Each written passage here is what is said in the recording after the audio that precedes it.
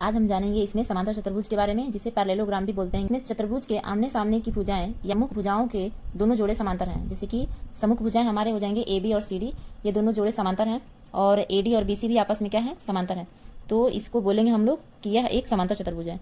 अब जानेंगे इसके मेन पॉइंट कि इसमें क्या क्या बराबर होता है। इसमें सम्मुख भुजा एक युग्म ए बी और तथा सी डी और ए डी तथा बी सी आपस में समांतर है, कि ए बी और सी डी आपस में समांतर है और बी सी और ए डी आपस में समांतर है। समांतर चतुर्भुज में सम्मुख भुजाएं आपस में क्या होती हैं, समांतर होती हैं। तो सेकंड पॉइंट है यहाँ पे कि समांतर चतुर्भुज के सम्मुख कोण बराबर होते हैं। समांतर चतुर्भुज के सम्मुख कोण कौन से हो जाएंगे, हम लोग देखेंगे यहाँ पे एंगल ए और सी, ये समांतर चतुर्भुज के सम्मुख कोण हैं जो कि आपस में बराबर होते हैं, और एंगल डी और बी आपस में बराबर होते हैं।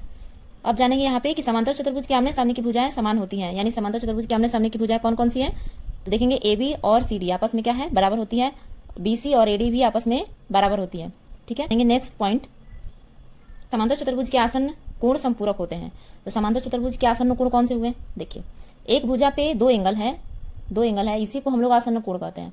तो ये दोनों आसन्न कोणों का योग 180 डिग्री होता है। जैसे कि एंगल ए और एंगल बी दोनों का जोड़ 180 डिग्री, एंगल ए और डी दोनों का योग 180 डिग्री। तो ऐसे ही ये आसन्न कोण हुए जो कि संपूरक होते हैं। संपूरक कितने डिग्री का होता है, 180 डिग्री का होता है। यहाँ पर नेक्स्ट पॉइंट जानेंगे, समांतर चतुर्भुज के विकर्ण एक दूसरे को समद्विभाजित करते हैं। जैसे कि समांतर चतुर्भुज के हमारे विकर्ण हुए ए सी और बी डी, जो कि दोनों एक दूसरे को क्या करेंगे, बाइसेक्ट करेंगे, वो भी बराबर बराबर भाग में।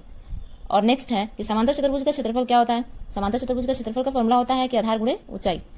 और नेक्स्ट पॉइंट कि समांतर चतुर्भुज का परिमाप क्या होता है, तो समांतर चतुर्भुज का परिमाप का फॉर्मूला होता है 2 गुणे आसन्न भुजाओं का योग। 2 गुणे आसन्न भुजा कौन सी हो जाएंगी, जो एक ही एंगल से दो साइड जुड़े हो उसी को आसन्न भुजा कहते हैं। जैसे कि ए बी और बी सी, यदि दोनों का लेंथ दिया हो तो हम इसके सारे परिमाप निकाल सकते हैं।